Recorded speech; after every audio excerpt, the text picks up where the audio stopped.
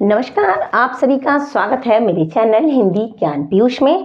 आज हम शुरू कर रहे हैं एनसीईआरटी कक्षा 12 हिंदी साहित्य की पुस्तक का पद्य भाग। पद्य भाग में दो तरह की कविताएं हैं, प्राचीन कवियों की, जिसमें तुलसीदास जी हैं और केशव हैं, विद्यापति हैं, और कुछ आधुनिक कवियों की कविताएं ली गई हैं। तो प्राचीन कवियों की कविताएं मैंने वीडियो बना रखा है, प्लेलिस्ट आपको मिल जाएगी। आज हम शुरू करेंगे आधुनिक जो कवि हैं उनकी कविताएं, जिसमें आज मैं शुरू कर रही हूँ पहला पाठ जयशंकर प्रसाद। जयशंकर प्रसाद की दो रचनाएं हमारे साहित्य में ली गई हैं किताब में। पहली है देवसेना का गीत और दूसरी है कार्नेल्य का गीत। आज हम शुरू करेंगे देवसेना का गीत। तो थोड़ा जान लें कौन है देवसेना। देवसेना जो है वो मालवा नरेश बंधु वर्मा की बहन है, और जब हूणों का आक्रमण हुआ तो मालवा नरेश बंधु वर्मा और उनका सारा परिवार आर्यावर्त की रक्षा करते हुए वीरगति को प्राप्त हो जाता है। और जो बहन देवसेना है वो बच जाती हैं, और वो भी अपने भाई के ही सपनों को साकार करने के लिए राष्ट्र सेवा का प्रण ले लेती हैं। इससे पूर्व वो जो देवसेना है उनको अपने जीवन में चाह थी स्कंदगुप्त की। वो स्कंदगुप्त से स्नेह करती थी, परंतु जो स्कंदगुप्त थे वो मालवा के एक धनपति विजया को धनपति की जो पुत्री थी विजया, उसको चाहते थे। और इस तरह से जो उनका प्रेम है वो अधूरा रह गया। वो अपना राज सेवा का प्रण ले लेती हैं, लेकिन जीवन के अंतिम क्षणों में, अब जब जीवन की उनकी मृत्यु निकट आ गई है देवसेना की, उस मतलब प्रौढ़ काल चल रहा है, उस समय स्कंदगुप्त आते हैं और जो देवसेना है उससे प्रणय निवेदन करते हैं, लेकिन अब देवसेना उन्हें मना कर देती है और स्कंदगुप्त भी आजीवन कुंवारा रहने का प्रण ले लेते हैं, वहाँ से चले जाते हैं। तो उस समय दुखी होकर देवसेना गीत गा रही है, उसी गीत को यहाँ पर शामिल किया गया है हमारे सिलेबस में। तो पहले देखते हैं कि आह वेदना मिली विदाई, मैंने भ्रमवश जीवन संचित, मधुकरियों की भीख लुटाई। छल चलते संध्या के श्रमकण, आंसू से गिरते थे प्रतिक्षण, मेरी यात्रा पर लेती थी नीरवता अनंत अंगड़ाई। श्रमित स्वप्न की मधुमाया में, गहन विपिन की तरु छाया में, पथिक निंदी की श्रुति में किसने यह विहाग की तान उठाई। लगी सतृष्ण दीठ थी सबकी, रहे बचाए फिरती कब की, मेरी आशा आह बावली, तूने खोदी सकल कमाई। चढ़कर मेरे जीवन रथ पर, प्रलय चल रहा अपने पथ पर, मैंने अपने दुर्बल पद बल पर उससे हारी होड़ लगाई।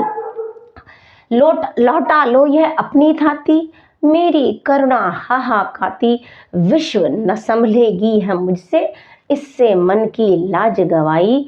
आह वेदना मिली विदाई। क्या कहती है देवसेना कि आह वेदना मिली विदाई, कि जब जीवन जो है समाप्ति की अग्रसर है, मृत्यु निकट ही है, इन क्षणों में भी मुझे वेदना और दुख की प्राप्ति ही हुई। मतलब कहना चाहती हैं कि जीवन पर्यंत उन्होंने दुख ही दुख झेला, संघर्ष करते ही सारा जीवन बिताया, और अब जब जीवन के वो थोड़ा उनको शांति हुई, उन्होंने स्कंदगुप्त के प्रेम को भुला करके और सिर्फ राष्ट्र सेवा का प्रण ले लिया। लेकिन अब जीवन के अंतिम क्षणों में स्कंदगुप्त ने आकर फिर से जो ने प्रणय निवेदन किया, तो उनके मन जो है वह व्यथित हो उठा है, उसमें हलचल हो गई है। इसलिए वो बहुत दुखी है कि जीवन के अंतिम क्षणों पर भी उन्हें वेदना ही मिल रही है। आगे वो अपने पूरे जीवन को याद करती हुई कहती हैं कि मैंने ब्रह्मवश जीवन संचित, मधुकरियों की भीख लुटाई। मधुकरी मतलब भिक्षा होती है, भीख, और ये भी भीख है। कह रहे हैं कि जो जीवन भर उन्होंने क्रियाकलाप किए, युवावस्था में जो क्रियाकलाप थे, स्कंदगुप्त से उन्होंने स्नेह किया, प्रेम किया, उसे वो कहती हैं कि मैंने भ्रमवश किया, यानी अपने जीवन के युवावस्था के क्रियाकलापों को वो भूलवश क्रियाकलाप मानती हैं, और कहती हैं उनको मैंने उसी भांति लुटा दिया है कि जिस प्रकार कोई व्यक्ति को भीख में कोई चीज दी जाए और उसको वापस भीख में ही दे दे, कि स्कंदगुप्त अंतिम समय में उनके पास आए लेकिन उन्होंने उसको लौटा दिया, क्योंकि जीवन में उन्होंने उससे स्नेह किया, प्रेम किया, और जब उन्होंने मना किया तो राज सेवा का प्रण ले लिया। तो वो कह रही है कि वो सब मैंने भूलवश काम किए थे, और अब जीवन के अंतिम समय पर जब वो प्रेम उनके पास लौट कर आया तो उन्होंने भीख की बात उसको लौटा दिया। तो वो कह रही हैं कि उन्होंने लौटा तो दिया, क्योंकि वो इस अंतिम समय में अभी सब नहीं चाहती हैं, लेकिन उनका मन जो है वो व्यथित है, तो उसमें हलचल हो गई है। इसलिए वो दुखी होकर कह रही हैं कि जो भी सारे क्रियाकलाप थे उनसे सिर्फ मुझे दुख ही दुख मिला, और मैंने उन सभी क्रियाकलापों को भीख की भांति लौटा दिया कि जो भी मुझे भीख में मिला हो उसे मैं वापस भीख में दे दिया। आगे कहती हैं, छल चलते संध्या के श्रम कण, आंसू से गिरते थे प्रतिक्षण। कि जो देवसेना है उसने जीवन पर्यंत बहुत ही दुख झेले, संघर्ष किया। तो कह रही हैं कि जिस प्रकार जो कोई यात्री है, कोई श्रमिक है, वो दिन भर परिश्रम करता है और जो उसके श्रम कण माने होते हैं पसीने की जो धारा बहती रहती है, उसी समान उसका जो जीवन की संध्या है, संध्या हो रही है, तो उसमें जो पसीने की जो बूंदें हैं वो उसी प्रकार उसकी आंखों से निरंतर आंसुओं की धारा बह रही है। कि जीवन पर्यंत जो उसने कार्य किए उनको कह रही है कि भूलवश किया, और उन्हीं से दुखी होकर आज वो कह रही है कि मेरे जीवन की अंतिम यात्रा के समय भी जिस प्रकार एक श्रमिक दिन भर परिश्रम करता है और उसके श्रम कण पसीने निरंतर गिरता है, ऐसे ही मेरी आंखों से निरंतर आंसुओं की धारा बह रही है, लगातार अजरस धारा बह रही है। मेरी यात्रा पर लेती थी नीरवता अनंत अंगड़ाई। यात्रा मतलब जीवन यात्रा। कह रही कि जो मेरी जीवन यात्रा है इसमें नीरवता का अर्थ होता है खामोशी अनंत अंगड़ाई ले रही है। अंगड़ाई लेना आप जानते हैं, हाथ पर हम फैलाते हैं, कि चारों तरफ सिर्फ खामोशी ही खामोशी छाई हुई है। यहाँ खामोशी का मतलब हम अकेलेपन से भी ले सकते हैं कि उनके जीवन के क्षणों में सिर्फ जीवन में क्या ही क्या था, अकेलापन ही था। उन्होंने पूरे जीवन को अकेले रहकर भोगा, सारे दुखों को भोगा। तो कह रही हैं मेरी यात्रा को, मैं अपने जीवन को पलट कर देखती हूँ तो मेरे जीवन में सिर्फ और सिर्फ खामोशी और अकेलापन ही है। आगे कहती हैं, श्रमित स्वप्न की मधुपाया में, गहन विपिन की तरु छाया में, पथिक उनिंदी की श्रुति में किसने यह विहाग की तान उठाई। कह रही है श्रमित यानी जो बहुत ज़्यादा श्रम करके सपने में खोया हुआ, मधुमाया मधु स्मृति में खोया हुआ हो, कहाँ, गहन गहरे, विपिन माने जंगल की, तरु छाया पेड़ की छाया में। कि वो कह रही है कि जिस प्रकार कोई पथिक बहुत ज़्यादा परिश्रम करके आया है, चल के आया है, और वो अब मधुर सपनों में खोया हुआ है एक गहन जंगल के पेड़ के नीचे, और वो अब सो रहा है, उसकी जो उनिंदी है उसके में कानों में किसने विहाग की तान सुनाई। और उस समय कोई विहाग, जो रात के समय गीत गाया जाता है, वो गीत कोई गा दे तो उससे जो चिड़चिड़ापन, जो बुरा लगेगा, ऐसा ही अब उस समय किसको महसूस हो रहा है, देवसेना को।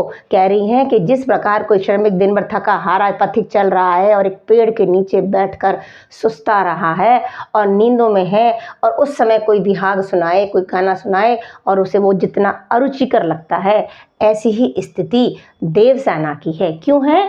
क्योंकि अब जीवन के अंतिम क्षणों में जब राष्ट्र सेवा कर रही है और अब जीवन समाप्ति की ओर अग्रसर है, उस समय आकर अब जो स्कंदगुप्त ने उसे प्रणय निवेदन किया है, तो वह प्रणय निवेदन उसे बहुत अरुचिकर लग रहा है और वह बहुत परेशान है, व्यथित है।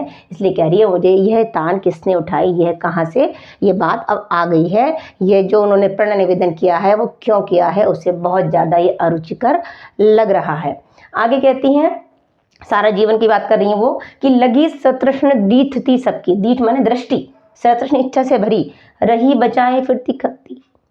युवावस्था की बात कर रही हैं कि जब युवावस्था थी तो सारी लोग इच्छा भरी नजरों से मुझे देखते थे, बहुत सारे लोग मुझसे विवाह करना चाहते थे, पर उसने सबसे बचा के रखा सब।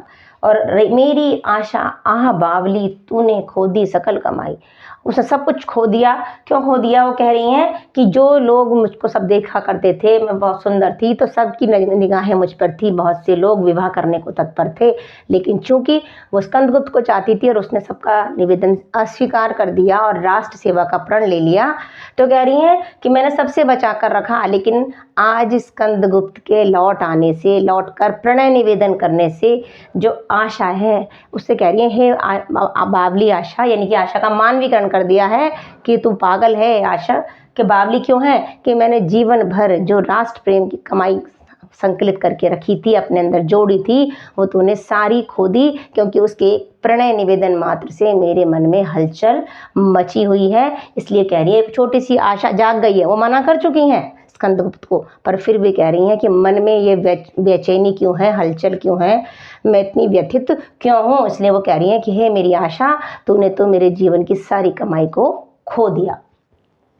आगे कहती हैं, चढ़कर मेरे जीवन रथ पर प्रलय चल रहा अपने पथ पर, कि मेरा जो जीवन रूपी रथ है उस पर प्रलय, प्रलय माने नाश, मृत्यु, वो चल रहा है, यानी कि अब जो जीवन है समाप्ति की ओर अग्रसर है, समाप्त ही होने वाला है।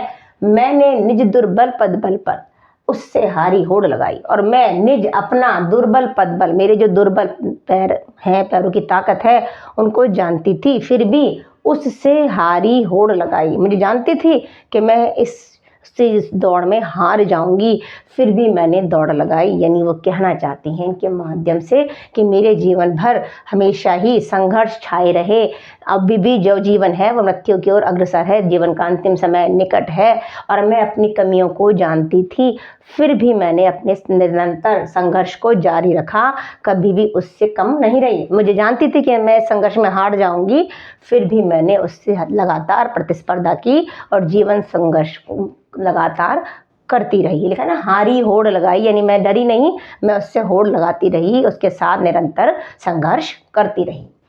अंत में परेशान होकर कहती हैं कि लौटा लो यह अपनी थाती, थाती माने धरोहर, मेरी करुणा हाहा खाती।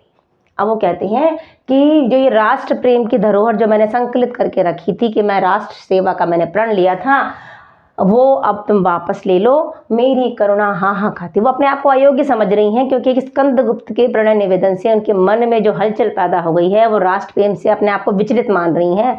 तो कह रही है मैं तो अयोग्य हो गई हूँ, अब मैं इस राष्ट्र सेवा के प्रण को, इस धरोहर को संभाल नहीं सकती। तो कहती हैं लौटा लो यह अपनी थाती, कि ये जो राष्ट्र प्रेम की धरोहर है इसे लौटा लो, वापस ले लो, मेरी करुणा हाहाकार कर रही है, मैं बहुत व्यथित हूँ, विश्व न संभलेगी यह मुझसे, इससे मन की लाज गवाई।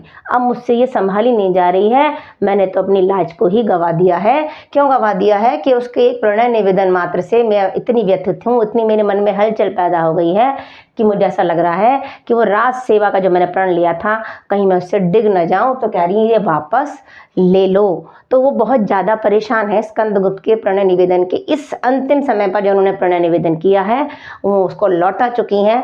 पर चूंकि उनसे बहुत स्नेह करती थी, युवावस्था में उनसे प्रेम करती थी और आजीवन कुमारी नहीं, तो इसलिए वो बहुत ज़्यादा व्यथित होकर कह रही हैं कि अब इससे मैंने मन की लाज को भी गंवा दिया है, यह राष्ट्र प्रेम की धरोहर लौटा लो और जीवन मेरा मृत्यु की ओर अग्रसर है।